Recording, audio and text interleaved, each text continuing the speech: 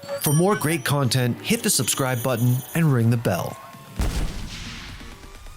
Hello everybody and welcome back to another episode of Showstopper. I'm your host Yinsu and I'm joined once again by Tyler. Now Tyler, I think it's been a while since we've had someone from North America and I know you've been itching to bring someone on to be on your side when it comes to our eternal battle between EU and NA. So feel free to introduce who we got on today. Yeah, Yinsu. Today we have a really special guest, not just because it's a North American player, but I think in the first time in our history we have a returning player guest. We've had a slew of players, but we've never had a player return. And I think it feels right for the man who not only qualified for a Masters tournament with one team, but to qualify for two major international tournaments in a year with two different teams. We had to bring him back, just in a different jersey this time. We have one of the best IGLs in the world going to Champions, the king of the LCQ. We have C9 Vanity here today. What an intro. Oh, yeah. Yeah, Tyler's good with the intros. Yeah, as Tyler said, we've had you on before, and I do remember the tier list we did, but we're going to do something slightly different today when it comes to the tier list. So we have some roles in Valorant. Of course, you have one of the most important roles, I believe. I personally feel like in all of Valorant.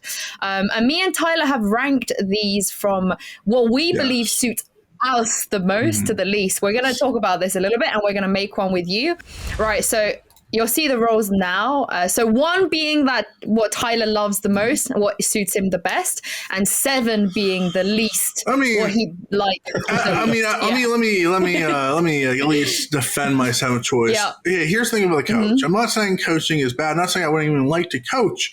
The thing is, when a team does well, the coach gets 0 the credit. They get 0 the credit. It always goes to the IGL, the Star Fragger. Yeah, no, for sure. But when they fucking suck, who gets all the blame? It's the coach. Fault. You see, Feral coach, it was nice having you. Like, every time, like, the coach is always the first stop on, like, the decimation of the team. So does this mean that you like the role the least, or you would least likely to be a coach out of all of this?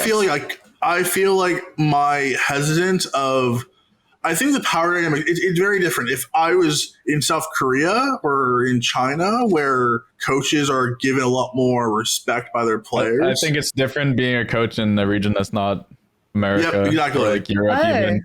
Because I think the coaches have a lot more like respect over there. Yeah. At least that's how like Zeta and Autumn paint it. Yep.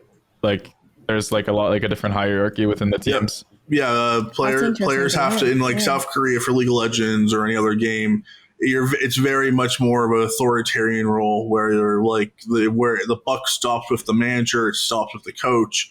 In NA, it's a much more player influence, and where I think like what Sentinels just did with Raucous is probably the best thing you can like ask for in NA.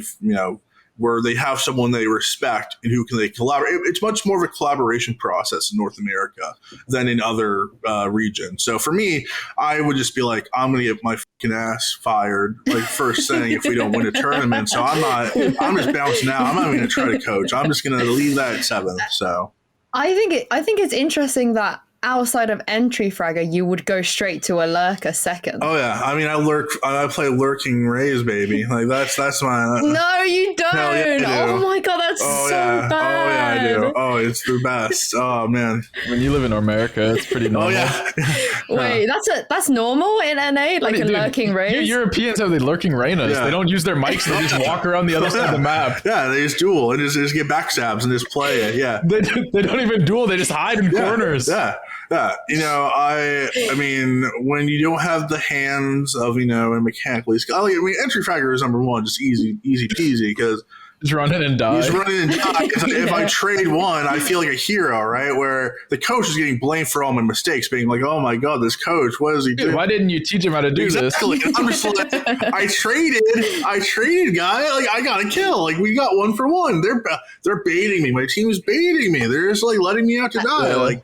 So I like entry fragger because you can put up numbers. People take stats out of context, and you're always going to look better as an entry fragger. I mean, but it works the opposite way as well. So if you are the entry fragger and you're dropping like 4 kills a map, that's like you're getting kicked. Yeah. If you have 4 kills a map on an A, you're getting kicked. Yeah, that's true. Actually, I do want to ask you, Vanity, because like I think there's a myth. I don't know. Is it a myth that IGLs can't? They have to be a very specific role in Valorant. They can't be like an IGL entry fragger. Oh, okay. So is there anything that you feel like is better suited as an in-game leader in terms of these roles, or as you said, you can be an entry IGL? I don't think so. I think like the most difficult role to IGL on, I think it's also person dependent.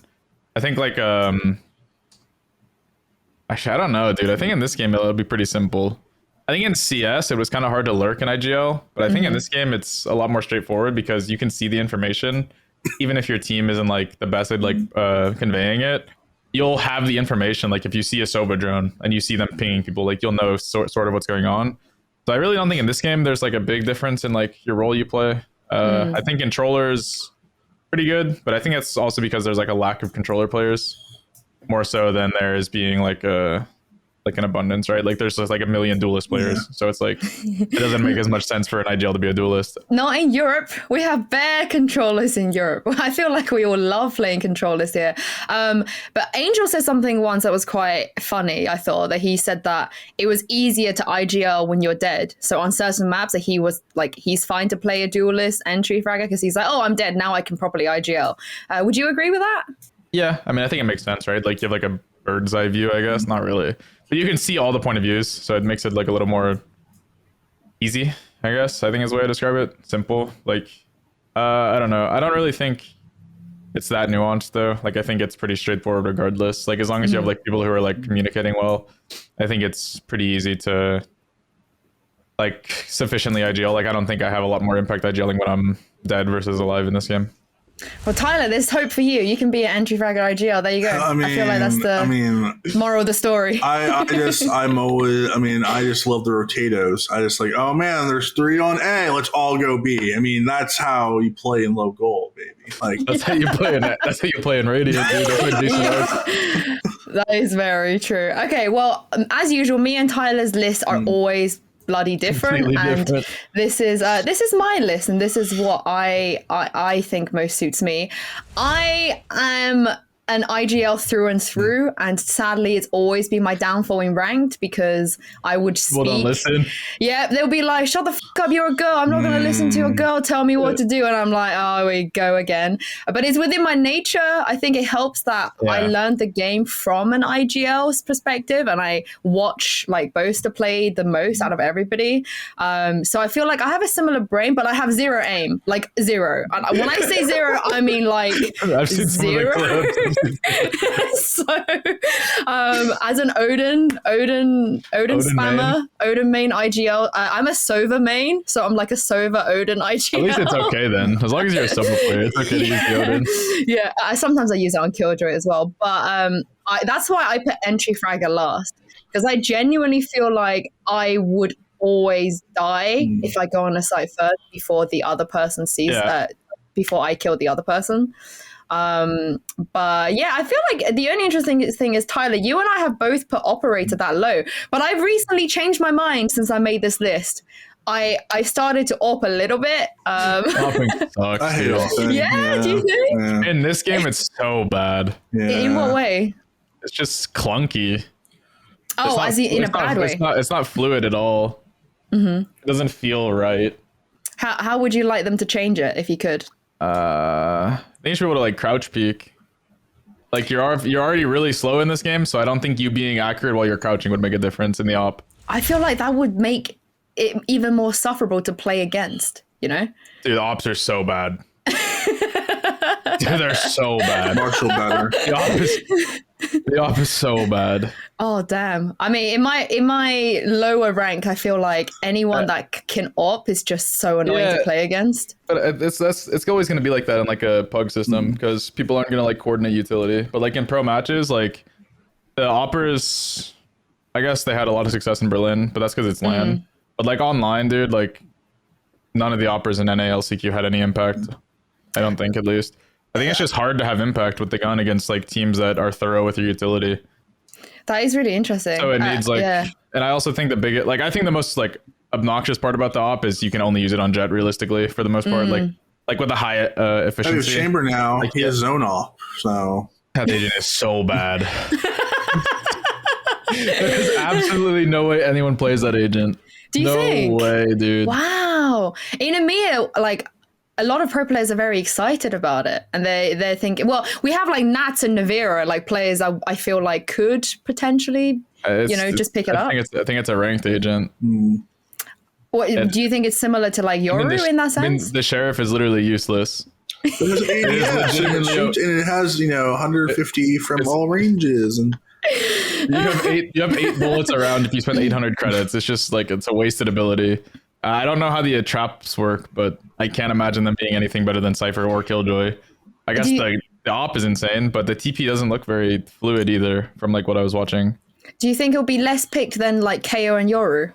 Yeah, KO's played, at least in America. KO's played a lot. Europe too, or starting. I mean, after we won the LCQ, everyone's like, "Wow, we can play KO now." Yeah, I don't know. I think he's not good at. It's kind of like he's not strong in any aspect. Like he's not going to replace a Sky because he has no info. He's not going to replace KO because he has no info. He's not going to replace Killjoy or Cypher because he can't hold sites by himself. You can't leave him alone. It's like there's not really like an aspect where he excels in a pro setting. You want to use him as a maybe quasi someone will make it work, but you can't. Yeah. But then it's like if you want to run like that, like if you want to replace like what would be the second duelist, it would be a Sky KO or Sage. That's really Sage. Yeah, but it's like he doesn't do anything better than any of those agents from like an analytical point of view, right? Like he's lower value. Like consistently, he is lower value than all 3 of those agents. I feel like you would have to I feel like if a team is going to run him pro, it'd have to be like how you have to run him like Phoenix, right? Where you would have to play around his orbs and like feed him orbs, and then play around the operator and a double op setup with him, and like you would have to be like very chamber focused. And then it's very Team Liquid, isn't it? it's they play double op already. It's like it just feels like they all pick it up, but I'm interested to see if it does change anything into next year. But for now, we're gonna make you make your list now, Vanity. So from 1 to 7, do you want to start from 1 or do you want to start from 7? 7, I guess. Okay. All right. What's your least preferred role in all of these? Opper. Yeah. Oh, 7. Okay. 6. Coach. Yeah. Gonna get your ass blamed. Poor coaches. Yeah. Okay. 5.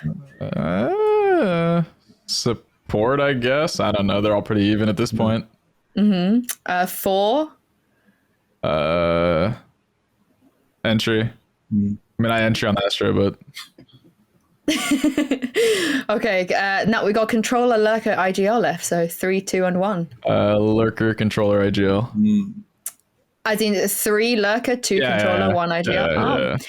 Do you think that it's true that there's like a shortage of IGLs? There isn't enough good IGLs in this America? Game? Yes. Why do you think that is? People just don't like the role, or they don't understand it? I mean, you do have to put in a lot of work, right? To be a good IGL. It's a thing where it's I also think like NA is like there's also there's experience tied into it, but I also think people are just lazy. Yeah. I do think NA is actually producing really good young talent. Like if you look around the scene, like it's following the exact same path that NA's Counter-Strike followed. Lots of great fraggers. Lots of great. There's like 4 IGLs, and one of them just got cut. So I think Poise did a really good job though. At least he's been doing a really good job on Rise. I think he's one of the harder IGLs to play against, and I don't know. They play interesting. Yeah. It's pretty good. How do you define like someone like you said as a difficult IGL to play against? What are the signs that they're going to be annoying? I don't know, dude. It's just the way I can't even like conceptualize it. It's just annoying. Well, how important do you think it will be going into like not just next year, but the next 5 to 10 years that a scene does consistently churn out people that can in the future IGL? I think it's really important. I think it's super important for like the longevity of the game, right?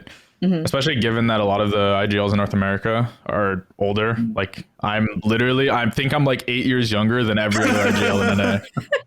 Job security. Job security. You're super young. Steel and FNS are 30. I think Josh is 31, almost 32. Wait. FNS has to be 30. How old is Def? He's also like 28. Yeah, and then Shazam's late 20s also. It's like I'm noticeably younger than every IGL and NA. Job security, baby. Like at least 5 years. At least 5 years. So it's like I hope it happens because I mean I'm not saying like these people are going to be like retiring soon, but like maybe life priorities change at some point, right, in the near future. I don't know if it'll happen. I mean, the only one that I talk to consistently is Steel, which I don't think it'll happen with him. But it's like I would hope that more people realize it's like a role that's important and take the steps to learn it, I guess. It does feel like NA has a lot of young fraggers, not a lot of young geniuses. So that's very different from EMEA. I feel like we really prioritize IGLs. Like everybody respects them the most, and everybody's always looking for like the next big brained IGL. And I think, and obviously a lot of our players probably are younger on the whole.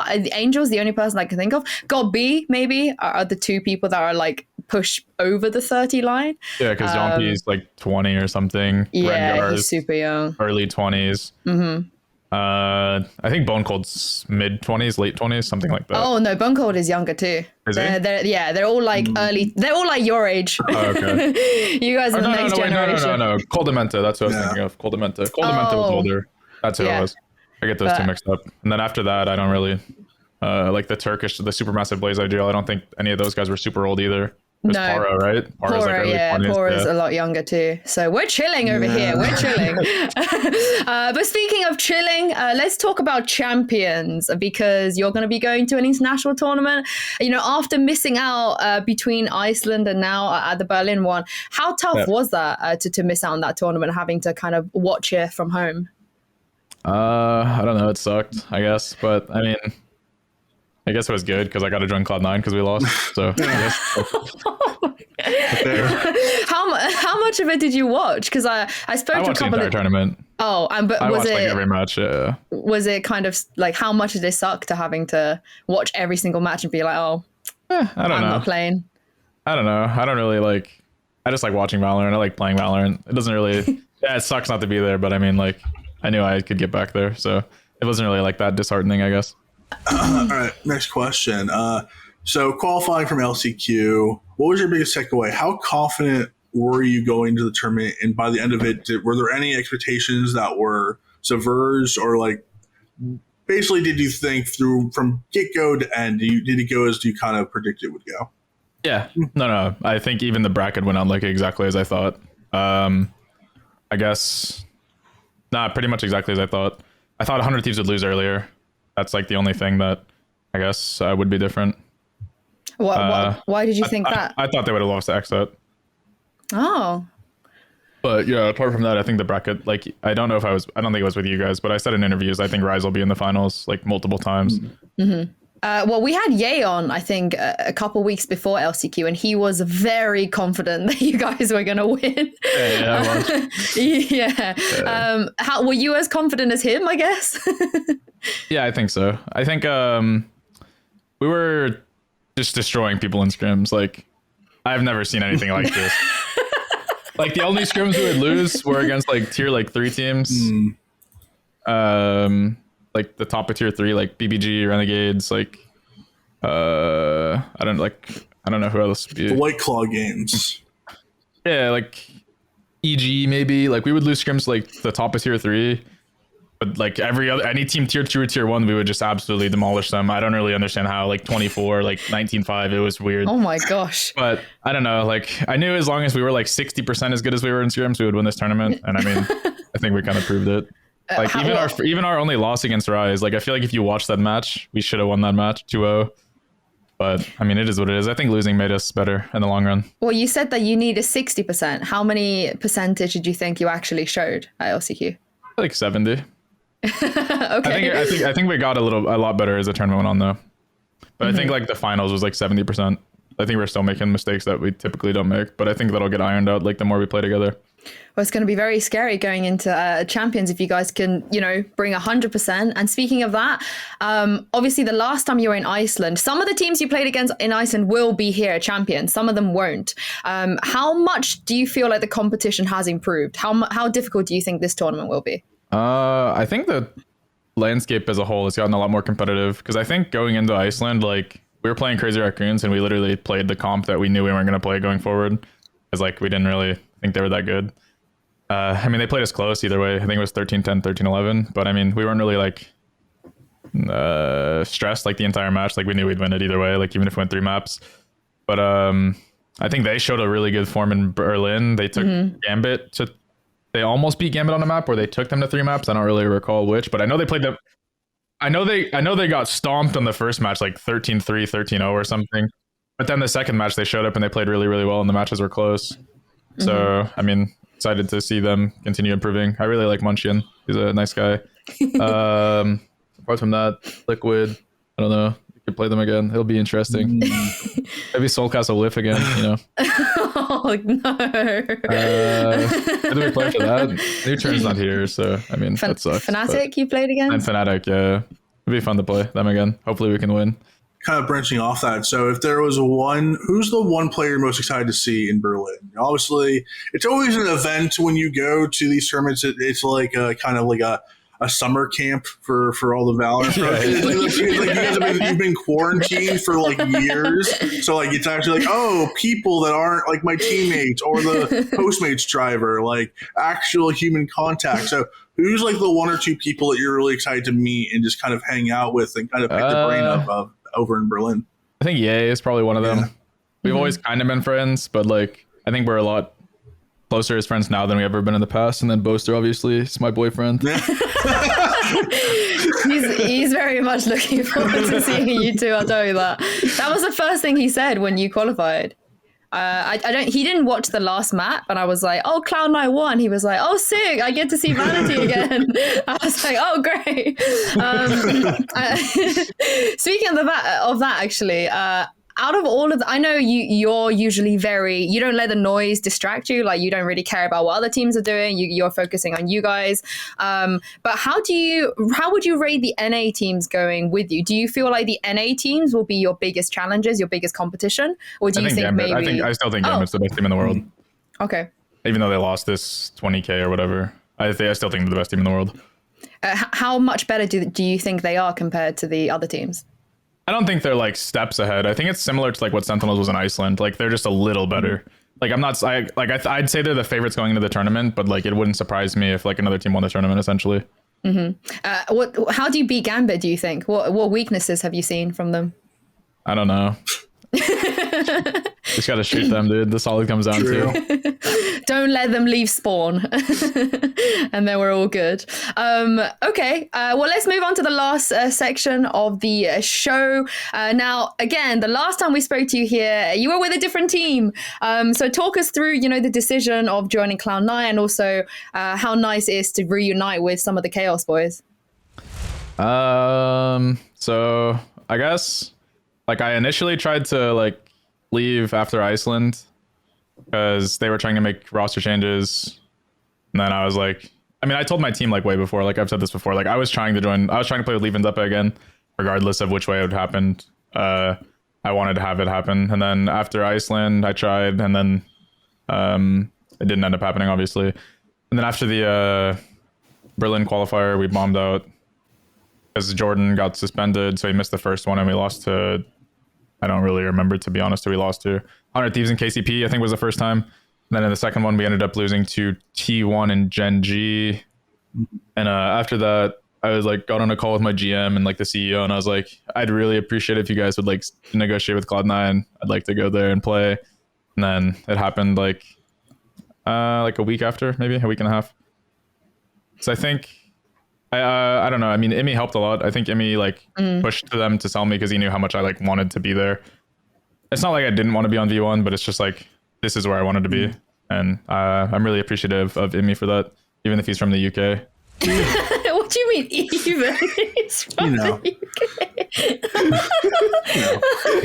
This has gone from like, we EMEA to just we hate UK now. Great. I hope Soulcast knifes all of you this time. Do it for UK Soulcast. But yeah, Tyler, you have a question. Yeah. So we're approaching the 1-year anniversary of your switch from CSGO to Valorant. A, how do you feel about your choice a year in? And B, what have you learned about yourself as a player in person through the first year of Valorant? I guess the first year has been pretty good. I mean, I wish I switched earlier, to be honest. Like, I was going to switch earlier, but I didn't want to leave Leaf and Zeppo in CS. So I don't know. I guess it's been good though. I think the year's been really, really well. Like, obviously, some of the environments, the playing environments aren't the best, with the PCs and stuff. But I mean, it's not really the biggest deal. As long as everyone's on the same thing, it's not the end of the world. But I don't know. I think I'm pretty excited for the future. I think the game has a really, really bright future. I mean, we were hearing rumors of players switching to from CS to Valorant, and also players switching back from Valorant into CS as well. Do you feel like, actually, two-part question, I'll ask you the first one is, do you feel like for those CSGO players that want to move to Valorant now, how difficult is that going to be for them? Is it too late? I think with how much work you'd have to put in to catch up, for a lot, I think some of them could switch, obviously the Elige, I think Elige could switch and he'd be fine, but I think for a lot of people it'd be and I don't think he's going to switch, but I think for a lot of them it'd be you're playing catch up and it's a lot more difficult than you'd realize. I guess Floppy would be a good example, right? Yeah. I also think if you're switching, you have to want to play the game. You have to like the game, or at least give it or you're just gonna fail, dude. You're just not gonna do anything. You're just gonna fail, fall on your face.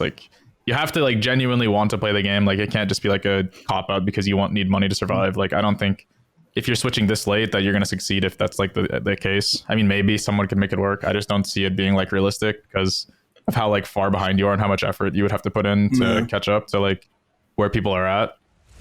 You have kids Bones out there, 14-year-old weebs who are just who are rising, right? They're just these teal scenes who are just breaking through every day. Banks. These kids are coming. No, I think if you don't actually want to play Valorant, then it's not a good time to switch. I don't think they would make it very far.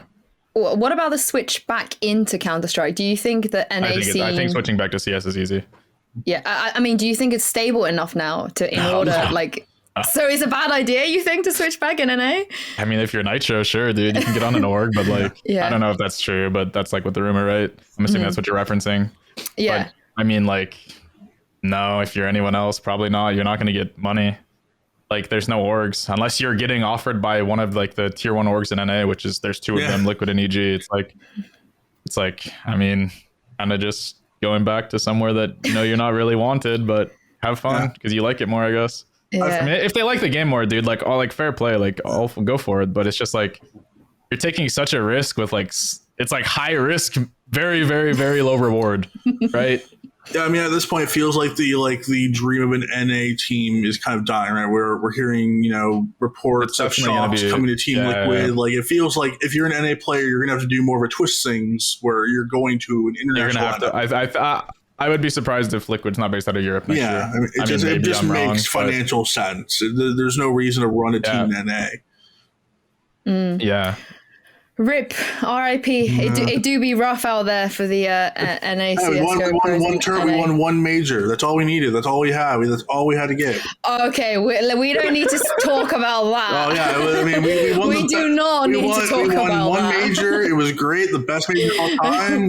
That was the epilogue of CS:GO. Now we're done. We're good. The game's over. No one cares anymore. Yeah, I like how Vanity can now also say we won that one major. Yeah. You're allowed to now. Yeah, you're qualified. Yeah.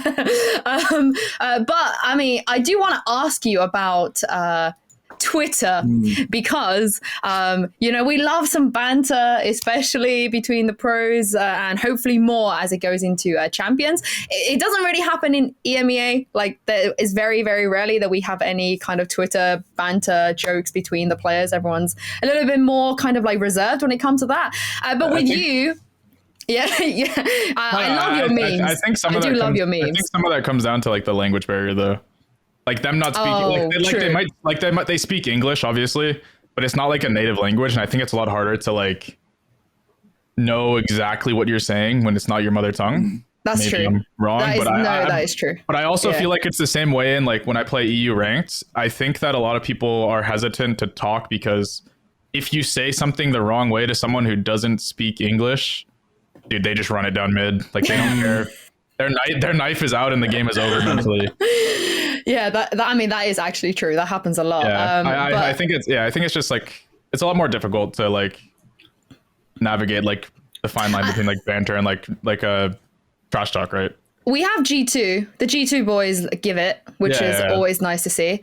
And I definitely saw your response recently, which I think broke our scene. But when it comes to the Twitter stuff, like some people call it like beef, whatever. But how much of it from your perspective is just like having a laugh, joking around, and how much of it is real? Like, do you actually have beef with anybody? No. I only dislike like 2 pros in all of Valorant. I'm assuming you're not going to disclose them, but have you ever got into like any beef with them, like publicly? No. Oh, so the people that you actually don't like, you're never going to go there. It's just people that you're actually friends with. Yeah. Just like, I just want to interact with them. It's not like I'm not going to like go out and like actively like slander them. It's just like, I just don't like them. I do the same thing. If I don't like someone in esports, I just don't talk to them. There's way too many people in esports for like that to be. Yeah. That is true. Yeah. Is there anyone from Champions that's going to Champions you want to just have it out now? You want to call anyone out? Yeah.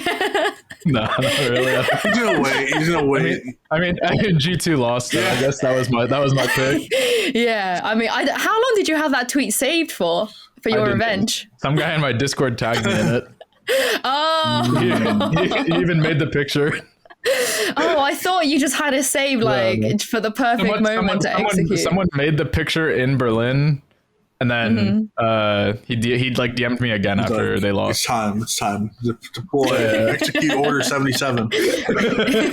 I mean, it's good with G2, right? Because they're always giving it. So it like that's the environment that you can kind of eat language. Cloud9 also embraces the meme. So like you're on the perfect order where I feel like Jack is just like, oh, this is great. This is it's brand awareness. Everything's like great shit. Like I feel like it's the perfect order to meme and have beef with or fun beef with.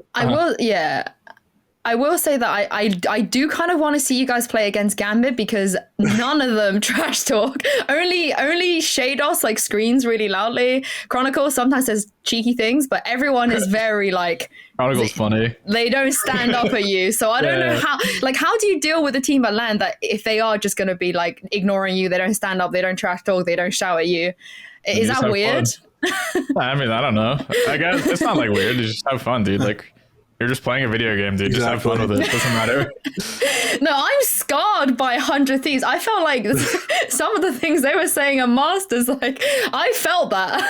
I was an envy. I was like, holy shit, these guys are savage. Like they don't give a but I haven't seen you play a LAN, and I've heard, you like to give it as well. So Soulcast has nightmares. Oh god, I mean it'll be interesting to see which teams you end up facing and if you're gonna give it back a year. But Tyler, that is all the time we have. I'll let you ask the final question. I'll give you a really quick one. So I feel like it was just announced or rumored or what have you. I believe this is going to be real. That it was announced that whoever wins Champions are going to have a custom skin set crafted for them by Riot, similar to League of Legends champions, the world champions get their own skins. So obviously, as you're the IGL, let's say Cloud9 Blue wins champions, and obviously you're IGL, so you get first pick. Which gun are you taking? Which gun are you saying that's going to be mine in the skin set? Riot, I'm taking this gun. No one else touches. I don't even think I need to answer this question. If anyone doesn't know the answer, come on.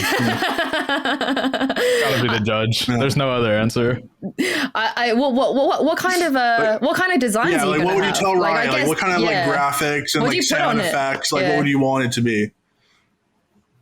I don't know. Would you have to have cat ear? Just imagine. It's a judge of cat ears. There's the new Halo has like C9 armor in it. It looks sick. So something like that maybe. I'd be interested to know what about the rest of your team as well. What do you think the rest of your team would pick? What kind Mitch of skins would pick the classic. Zappa would pick the Vandal. Leaf would probably pick the Phantom, and Zeta would pick the Odin, I guess. My guy, yes. No ops. Let's go. No ops skin. I think it'd be the Odin. No ops skin in the Cloud9 Blue pack. I think the Odin skin is clever though. I think that's like not too niche, but I think it's niche enough that people would actually buy it. Well, that's the thing too. Like, you get money from the skin sales. Like I don't know if this is disclosed, but I remember that one player made like $2 million off skin sales just from World City skin. So. Well, that was Invictus Gaming, right? Yeah, one of the players made or announced that he made like $2 million off of just from his share of the skins alone. Crazy. So, what the? Actually, the classic is a good shout too, because everybody will buy that shit. Like, there's no one that wouldn't buy that shit. You know? Or you do a melee. You ask for the melee, and you do like a. No way. There's no way they would do a knife, right? I mean, they probably would. Or maybe they would do like a team knife. Yeah, they wouldn't be like one player. You get the knife, you get congratulations. Here's $2 million. It'd probably be a team knife then, like 5 gun skins and a team knife. Maybe, or something like that. That'd be cool. That'd be really cool, actually. It'd just be a giant cloud. I hope Team Liquid wins. I want Team Liquid to win. They get a team knife. No Fnatic knife? Well, the Fnatic knife would just be the default knife with a logo on it, because Boaster likes the default knife the most. So yeah. But I want Team Liquid to win the knife and just, you know, get the whole experience from Iceland over. Just a horse head. It'd just be never again. Just a horse head as your knife. Just a giant horse head. That would be quite cool. Like a boxing glove with a horse head, and you just hit people. That's sick. You're swinging people with a horse head on your hand. Bro, that is sick. Designer.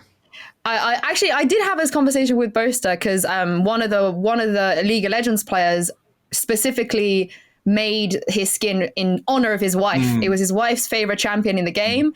In fact, he first time played it on stage. He never played this champion before, but he was like, oh, I need to play it so my wife can get the skin.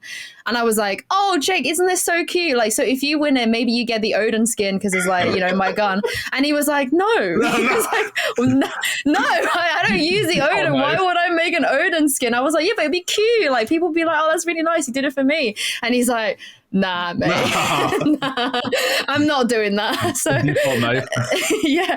Anyone special in your life, the Vanity, you would do that for? Maybe do one for Ye?